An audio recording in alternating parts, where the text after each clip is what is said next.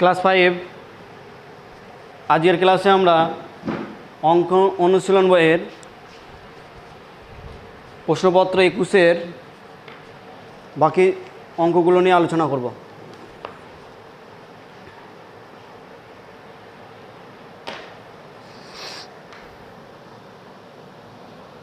তিন পর্যন্ত হয়েছিল, আমরা 4 থেকে করব। 4-এ আছে এক গৃহস্থ প্রতি সপ্তাহে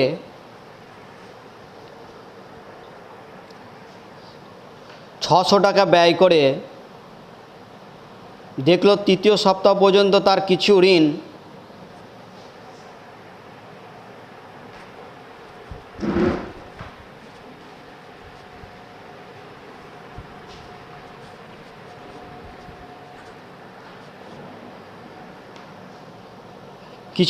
ঋণ হয়েছে। চতুর্থ সপ্তাহ থেকে তিনি প্রতি সপ্তাহে, অর্থাৎ যেহেতু ঋণ হয়েছে তার জন্য চতুর্থ সপ্তাহ থেকে প্রতি সপ্তাহে 360 টাকা করে ব্যয় করে নবম সপ্তাহে তার সম্পূর্ণ ঋণ শোধ করলেন। ওই গৃহস্থের প্রতি সপ্তাহের আয় কত? তাহলে প্রথম যে 3 সপ্তাহ চলছে, প্রথম সপ্তাহ, দ্বিতীয় সপ্তাহ, তৃতীয় সপ্তাহ, এই 3 সপ্তাহ চলেছে। প্রত্যেক মাসে তখন ব্যয় কত ছিল? 600 টাকা। প্রত্যেক সপ্তাহে ব্যয় ছিল 600 টাকা। অর্থাৎ যা ইনকাম করতো সে প্রত্যেক সপ্তাহে, তার থেকে খরচটা বেশি হয়ে যেত, তার জন্য ঋণ হয়ে যেত। আর তারপরে চতুর্থ সপ্তাহ থেকে নবম সপ্তাহ পর্যন্ত, অর্থাৎ চতুর্থ, পঞ্চম, ষষ্ঠম, অষ্টম, নবম, চতুর্থ, পঞ্চম, ষষ্ঠম, সপ্তম, অষ্টম, নবম, বাকি এই 6 সপ্তাহ সে 360 টাকা করে ব্যয় করেছে। অর্থাৎ এই ক্ষেত্রে কিছুটা প্রত্যেক সপ্তাহে তার কিছুটা সঞ্চয় হচ্ছে। আগে যে 3 সপ্তাহে যে টাকাটা ঋণ হয়েছিল, এই 6 সপ্তাহে সঞ্চয় দিয়ে সেটা পূরণ করেছে।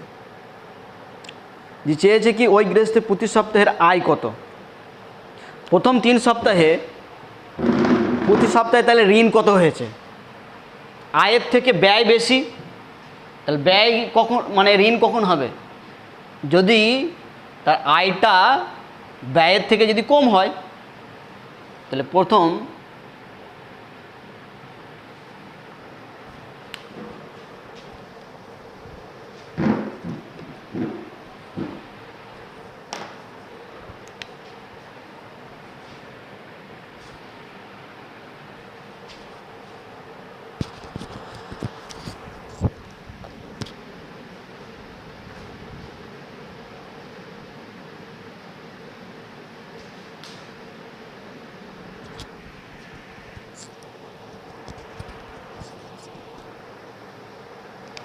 প্রথম 3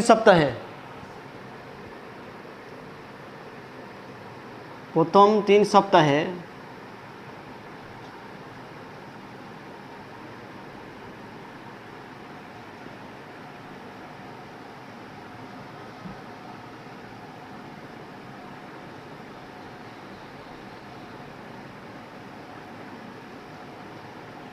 মোট ঋণ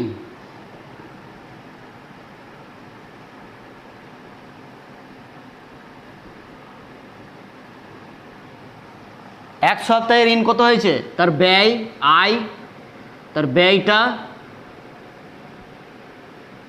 মাইনাস তার আয়, এটা তো ঋণ হলে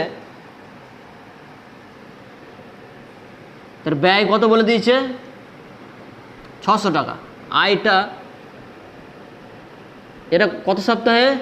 এটা এক সপ্তাহে, কিন্তু কটা সপ্তাহ হচ্ছে? 3 সপ্তাহ। তাহলে এখানে কত দিয়ে গুণ হবে? 3 দিয়ে। তাহলে এখানেও 3 দিয়ে।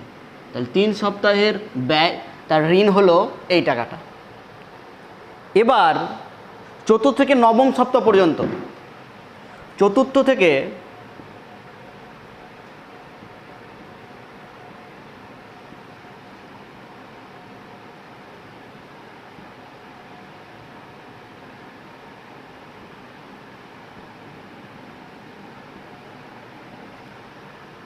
মোট সঞ্চয় হয়েছে সংসার চালিয়ে, মোট সঞ্চয় মানে সংসার চালিয়ে যেটা সঞ্চয় হয়েছে তার আয় থেকে নিশ্চয়ই খরচটা, তাহলে ব্যয়টা কম। মোট কটা সপ্তাহ? 6টা সপ্তাহ, তাহলে 6 দিয়ে গুণ, তাহলে 6 ইন্টু আয় মাইনাস ব্যয়।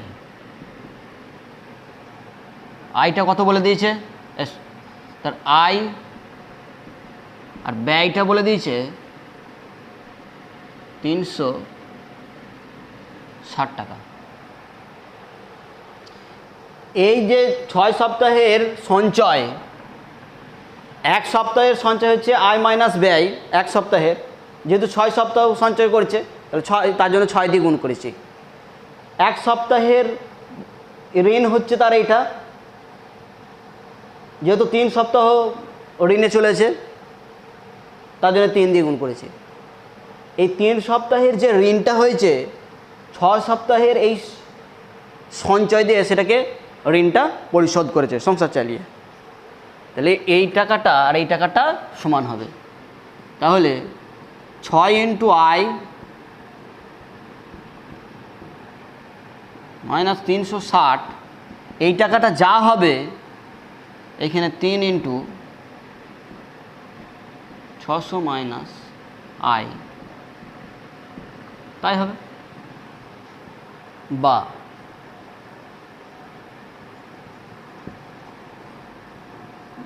6 গুণিতক আয় মাইনাস 0, 6 6 36, 3 7 21, 3 6 18 আর 3 21। আর এটা কত হচ্ছে 0, 3 6 18 মাইনাস 3 আয়, 3 গুণিতক আয়।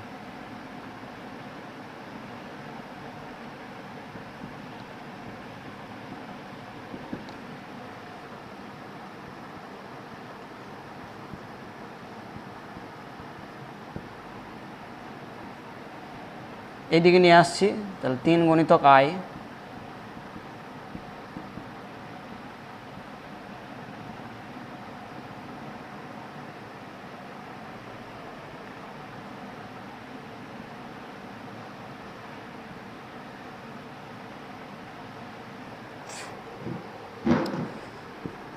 তাহলে এই 6টা আয় আর এই 3টে আয়, তাহলে মোট কত হয়ে গেল 9টা আয়।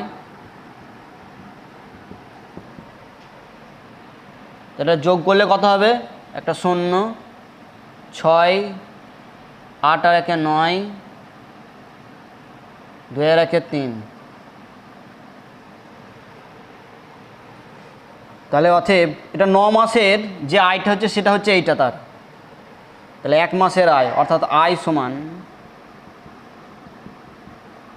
3 9 6 0 বাই 9, 9 1 9, 4 9 36, 4 9 36, 440 টাকা।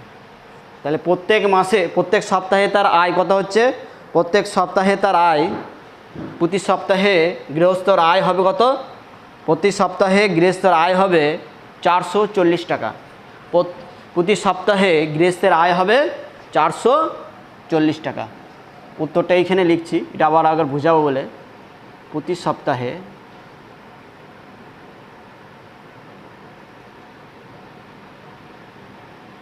আয় 440 টাকা।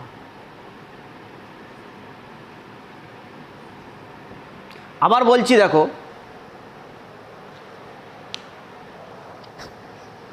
যে ওই গৃহস্থ প্রত্যেক সপ্তাহে প্রথমে 3 সপ্তাহ, প্রথম সপ্তাহ, দ্বিতীয় সপ্তাহ, তৃতীয় সপ্তাহ পর্যন্ত 600 টাকা করে প্রতি সপ্তাহে ব্যয় করে। দেখা গেল তার যে আয়, প্রতি সপ্তাহে যে আয় তার থেকে ব্যয়টা বেশি, দিয়ে ওই 3 সপ্তাহে কিছু টাকা তার ঋণ হয়ে যায়। তাহলে 1 সপ্তাহে তার ঋণ কত হবে, ব্যয় যেহেতু বেশি, ঋণ কখন হয় যখন যে টাকাটি ইনকাম করি তার থেকে যদি বেশি খরচ করে দিই তাহলে ধার হয়ে যাবে বা ঋণ হয়ে যাবে। তাহলে এক সপ্তাহে তার ঋণ হয়ে যাচ্ছে ব্যয় মাইনাস আয়। এটা ক সপ্তাহ সে এরকম করে ঋণে চলে যাচ্ছে 3 সপ্তাহ, তার জন্য 3 দিয়ে গুণ করে মোট ব্যয়টা বার করে নিয়েছে। ব্যয় বলে দিয়েছে প্রতি সপ্তাহে, তাহলে এটা মোট ব্যয় ঋণ পেয়ে গেলাম এটা তার। এবার ওই ঋণটা সে পরে যে চতুর্থ সপ্তাহে গেল ভাবনা চিন্তা করলো যে ঋণটাকে শোধ করতে হবে, যে ইনকাম আছে আমার সেই ইনকাম দিয়ে। তার সঞ্চয় কখন হবে?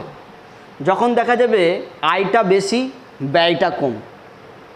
তাহলে সঞ্চয় আয় মাইনাস ব্যয়, এটা এক সপ্তাহে। ক সপ্তাহে সে সঞ্চয় করেছে? চতুর্থ থেকে একদম নবম সপ্তাহ পর্যন্ত। তো চতুর্থ, পঞ্চম, ষষ্ঠম, সপ্তম, অষ্টম, নবম, তাহলে 6টা সপ্তাহ হচ্ছে। তাহলে তার জন্য 6 দিয়ে গুণ করেছি।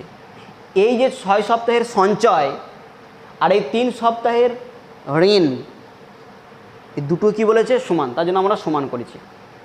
তারপরে কিছুই না, এই 6টা একবার এর সঙ্গে গুণ হয়। যদি ব্র্যাকেট আছে, ব্র্যাকেট থাকলে তোমরা যেমন যোগের করেছো সেই রকম সরল করতে গিয়ে যেমন গুণ করেছো, যেমন এই 6টা একবার এর সঙ্গে গুণ করেছি আর এর সঙ্গে ঠিক চিহ্ন সহ এর সঙ্গে গুণ করেছি। এটা 360-এর সঙ্গে 6 গুণ করেছি। ঠিক একই রকম এদিকে দেখো, এটার সঙ্গে একবার 3 গুণ করেছি আর এটার সঙ্গে আর একবার এটা গুণ করেছি। তারপর কী করেছি? এই আয়গুলোকে এক কাজে নিয়ে এসেছি, আয় দিয়ে যেগুলো পদগুলো আছে, আর বাকি ওই পদগুলোকে এদিকে যা থাকে ওইদিকে গেলে তার উল্টে যায়। মাইনাস থাকলে প্লাস হয়, প্লাস থাকলে মাইনাস হয়। তার জন্য এটাকে এদিকে যেহেতু বিয়োগ ছিল এদিকে আমরা যোগ করে নিয়েছি। তাহলে এই 6টা আয় আর এই 3টা আয় মোট তাহলে কোটা 9টা আয় হয়ে গেলো, অর্থাৎ 9 সপ্তাহে তার আয় এটা ধরতে পারো। 9 সপ্তাহের আয় কত পাচ্ছি? এই টাকাটা 3960 টাকা। তাহলে এক সপ্তাহ আয় এইটা কী করেছি? ভাগ করে দিয়েছি, 9 দিয়ে ভাগ করে দিয়েছি। ওকে, যে পেলাম কত? 440 টাকা। ওকে,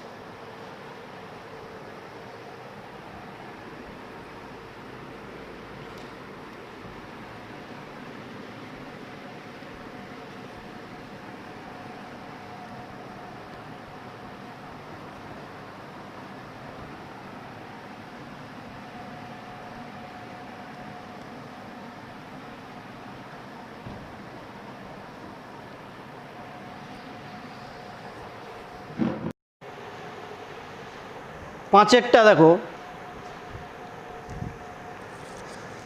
পাঁচেরটা বলেছে 306 টাকা 58 পয়সা ক, খ, গ এর মধ্যে এরূপে ভাগ করে দাও যেন ক অপেক্ষা খ 2 টাকা 72 পয়সা এবং খ অপেক্ষা গ 1 টাকা 14 পয়সা বেশি পায়। ওকে, তাহলে মোট যে টাকাটা সেটা কত? মোট কত? 306 টাকা 72 পয়সা। তাহলে এটাকে আমরা পয়সায় করে নিলে কত হবে? এটা 3000 এত পয়সা, এটা 30,600 পয়সা, তার সঙ্গে কত? ওই 72 পয়সা যোগ কত হবে? 72 পয়সা, সরি 72 পয়সা না, এটা 58 পয়সা, 58 পয়সা। ক যা পাচ্ছে, খ কি পাচ্ছে? ক এর অপেক্ষা 2 টাকা 72 পয়সা বেশি। তাহলে খ পাচ্ছে,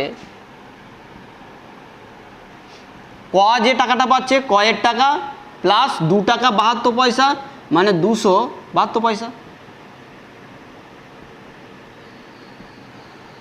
গ পাচ্ছে খ অপেক্ষা 1 টাকা 14 পয়সা বেশি। তাহলে খ পেয়েছে এটা, ক্ষয়ের টাকাটা এটা, ক্ষয়ের টাকা প্লাস 114 পয়সা।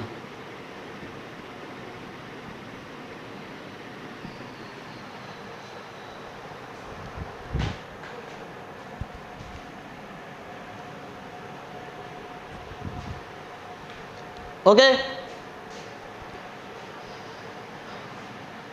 তাহলে ক্ষয়ের টাকাটা এটা তো ক দিয়ে, তাহলে ক প্লাস 272 তার সঙ্গে আবার 114।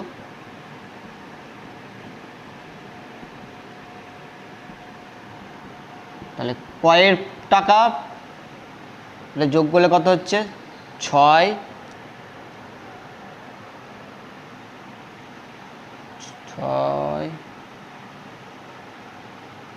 8 3 এত পয়সা। তাহলে কয়ের পয়সা ক্ষয়ের পয়সা গয়ের পয়সা যোগ করলে এই টাকাটা হবে। তাহলে ক প্লাস খ মানে এইটা, ক প্লাস 272, আর গ মানে এইটা, ক প্লাস 386।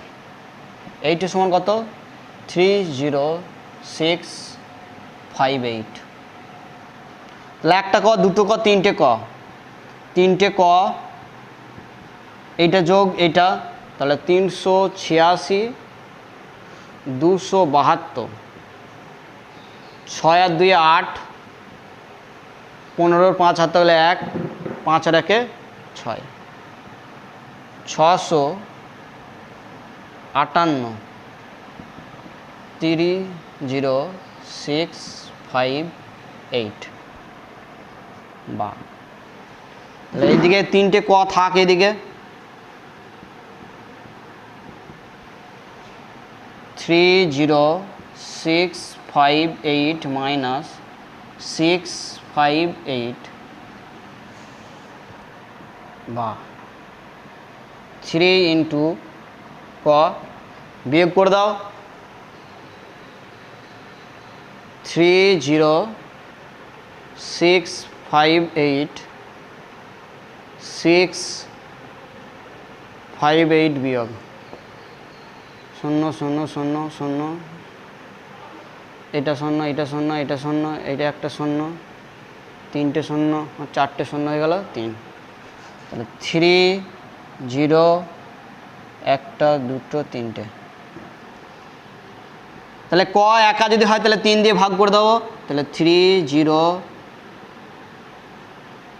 0 0 0 বাই 3 সমান হয়ে গেল কত 3, এইটা একের পিঠে ক পাচ্ছে কত, তাইলে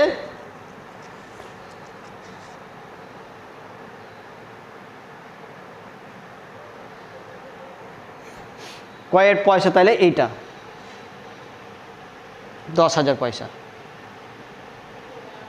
তাহলে ক পাচ্ছে কত, ক পেয়েছে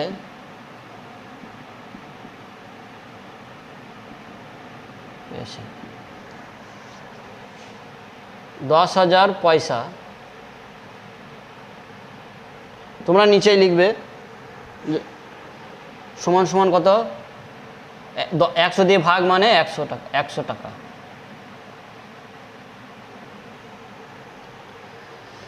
আর খ পেয়েছে কত,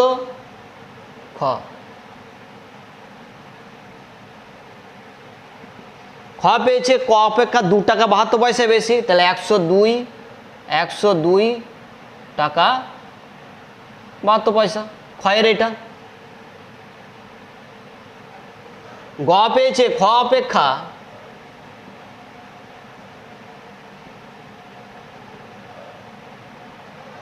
1 টাকা 14 পয়সা বেশি। তাহলে এর সঙ্গে 1 টাকা 14 পয়সা যোগ করে দিলে কত হয়ে যাবে 103 টাকা হয়ে যাবে। আর এর সঙ্গে 14 পয়সা যোগ মানে 4 আর 2 6, আর 7 আর 1 8 পয়সা।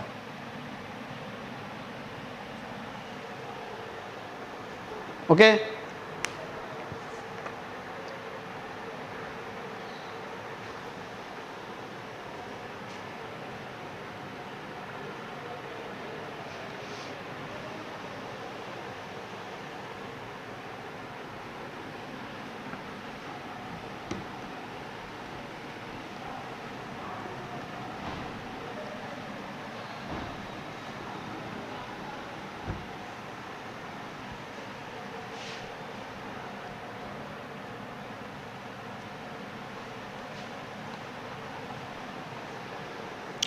ছয়ের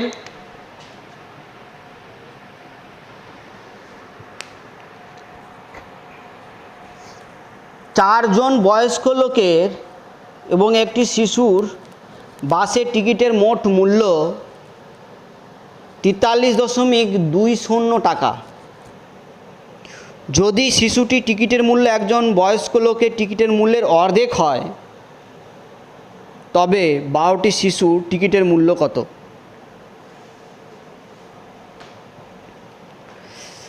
একজন শিশুর টিকিটের মূল্য একজন পুরুষের একজন বয়স্ক লোকের টিকিটের মূল্যের অর্ধেক, অর্থাৎ টিকিটের মূল্য বয়স্ক লোকটা যদি 2 টাকা লাগে, শিশুটা লাগবে কত? তার অর্ধেক মানে 1 টাকা।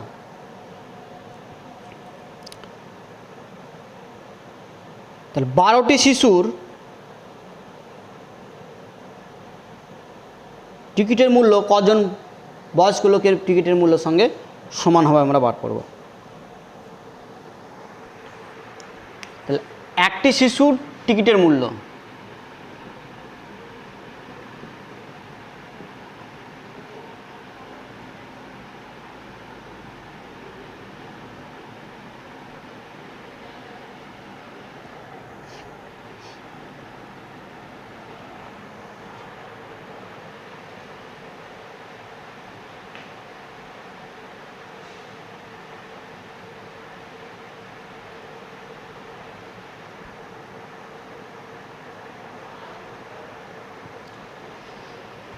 একটি শিশুর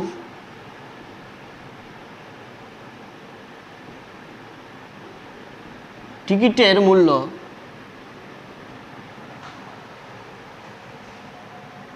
সমান সমান একটি বয়স্ক লোকের টিকিটের মূল্যর অর্ধেক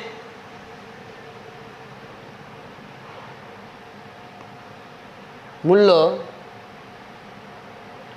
একটি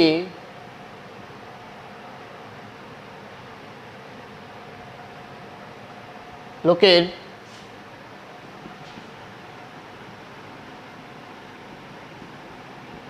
টিকিটের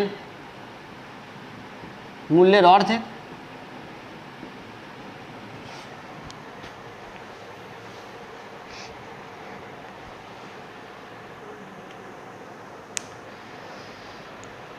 অর্থাৎ একটা বয়স্ক লোকের টিকিটের মূল্য হবে একটা শিশুর টিকিটের মূল্যের, মানে দুটো শিশুর মূল্য টিকিটের মূল্য হবে।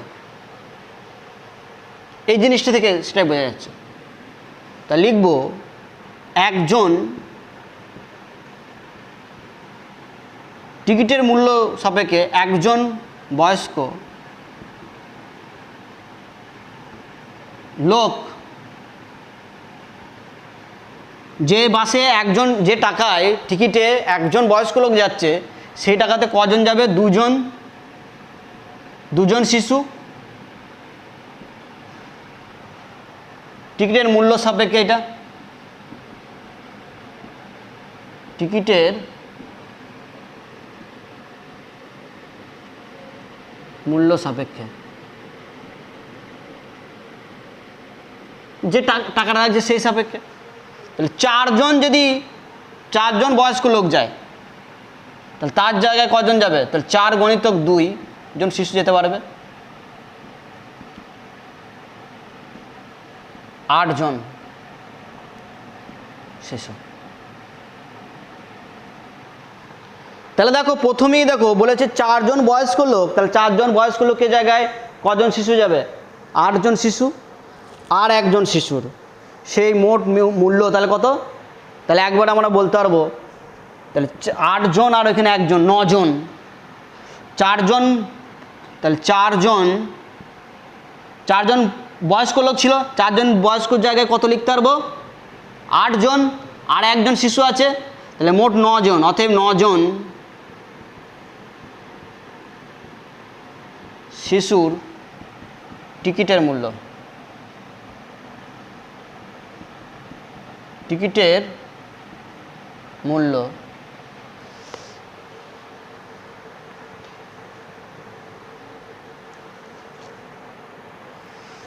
43 0.20 টাকা।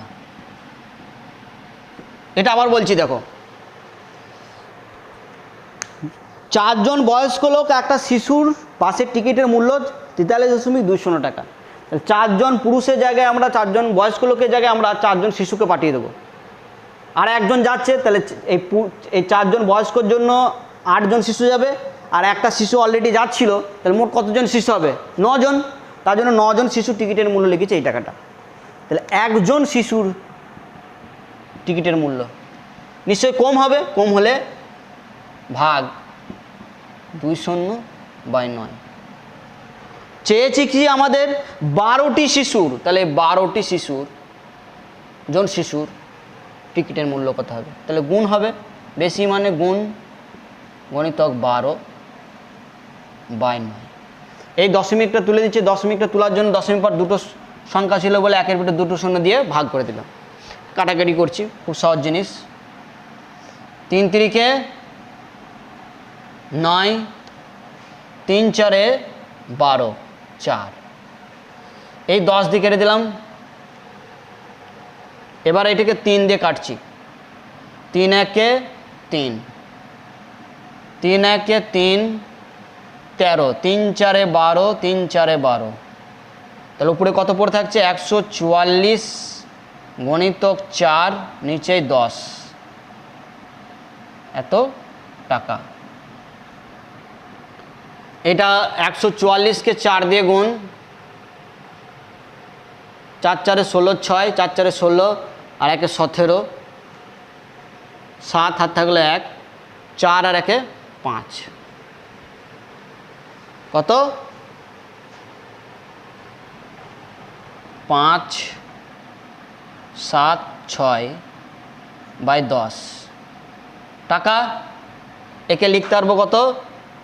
57.6 টাকা।